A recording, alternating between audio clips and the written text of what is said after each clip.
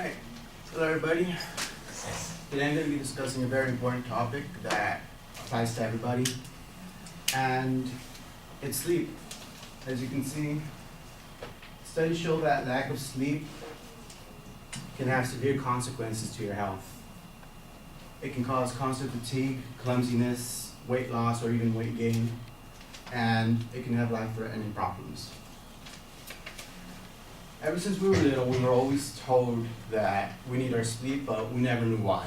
We were always just told it was just a thing we needed to grow up.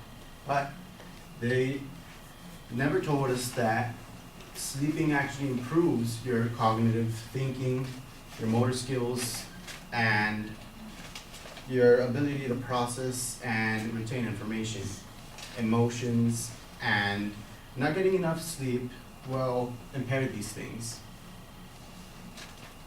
According to the National Heart, Lung, and Blood Institute, studies show that not getting enough sleep, getting poor quality sleep on a regular basis increases the risk of high blood pressure, heart disease, and other medical conditions.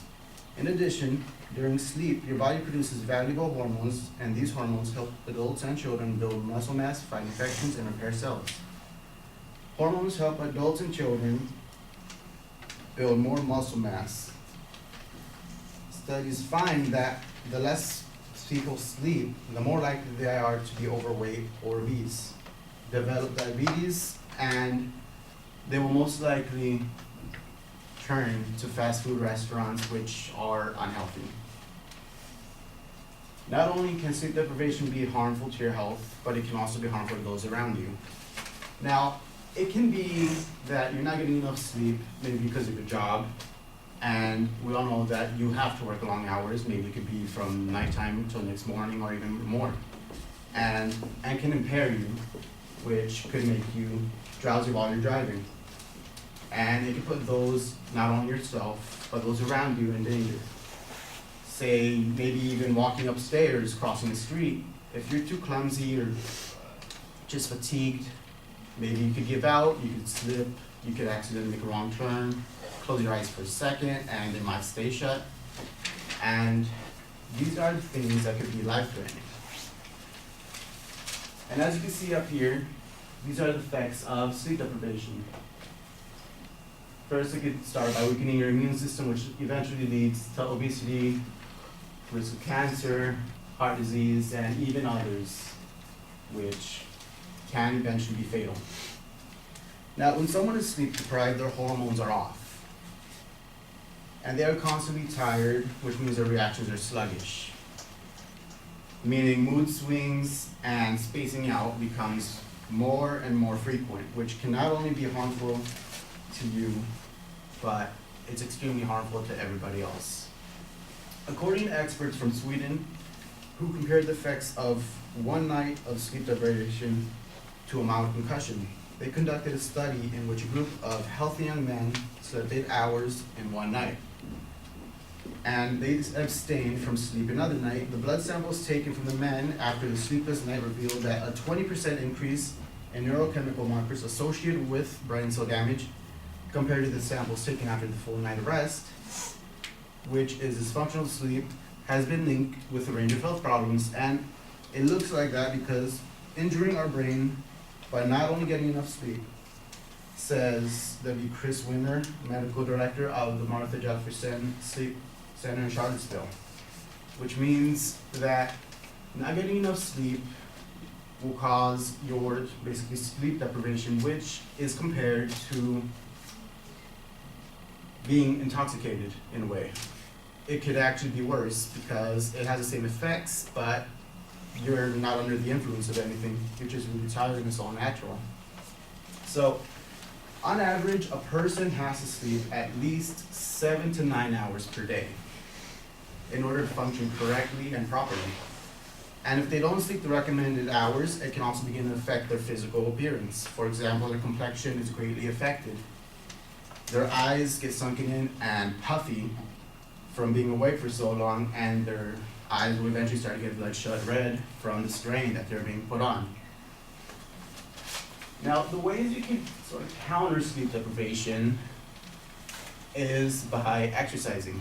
Many people may think of this as common sense, but The more you exercise, the more you eat healthy, all these habits can keep all of this from happening. Eating healthy will keep your immune system up. If you set a fixed sleeping schedule, it won't affect you as much because it can help you in the long run.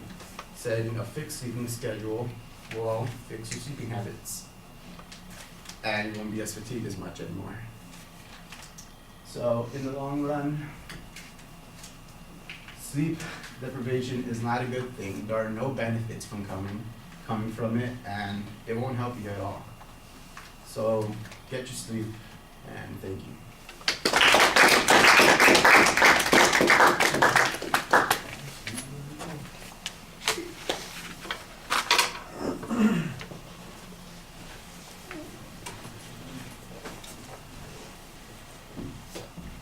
See my eyes? Yeah.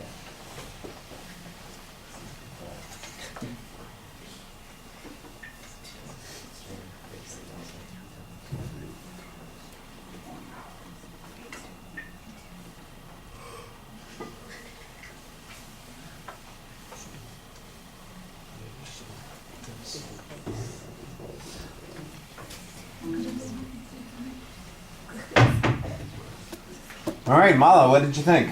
I think overall it's pretty good. I did like how you have one visual, and you also pointing out the effects of these sleep requirement, all like the depth and all that stuff. And I like how you like you were engaging the audience at the end, but at the beginning you were kind of looking and then doing kind of like that. So Yeah. aside from that, everything was pretty good.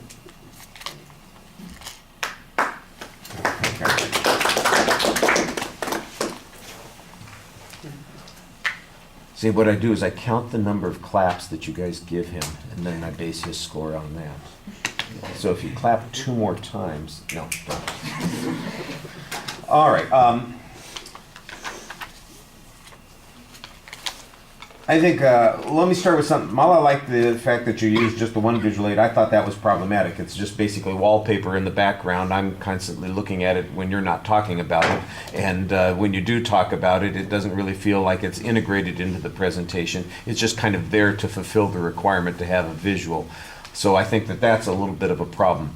The other thing that I think is the major issue here is that there's not really a very clear organizational structure. In the introduction, you set up, here are all these risks, and then you've got a section where you talk about all the risks. And then it sounds like, oh, by the way, here are some risks. And in essence, it all seems like it's the same thing in 3 different spots. And I'm not sure, kind of like you're spinning your wheels here. You've got information, but it hasn't been structured in a way that's going to be as useful as it could be. I think there is potentially one where you're talking about risks to the health, risks to from accidents, that kind of thing. And maybe something that you can do to compensate for a lack of sleep. Maybe there's a structure there, but I'm creating that structure in my head more than you're creating that structure for us. So you need to do, if that is in fact your structure, you need to make sure that it's a heck of a lot clearer so that we're getting that. I did like the citation of some of the information that you had.